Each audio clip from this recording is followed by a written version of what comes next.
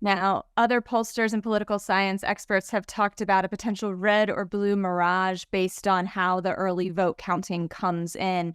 And for more than one election cycle in modern history, has the winner of the popular vote not ultimately obtained the presidency.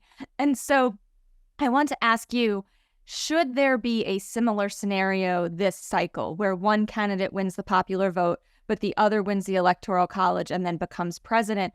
How do you think that will shape American feelings and belief in democracy and the strength of our election? Well, I think that there are really major concerns long term around ensuring that everyone is represented. And we know that the Electoral College has created a situation in modern election history where millions of Americans that have voted for the person that got the popular vote did not ultimately get to select who was in the White House.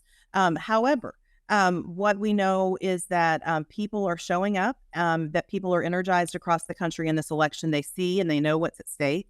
And so we'll have to see how the votes come in and how they're counted. But we do have work over the long term to do to continue to protect and fortify democracy and to continue to protect and fortify the American people's voices. We simply cannot be one election cycle away every cycle from the types of threats that we're seeing from far right actors that are wheeling and dealing in misinformation, that are trying to intimidate people, that are saying that if they're elected, they want to persecute their enemies or the press. That is not America.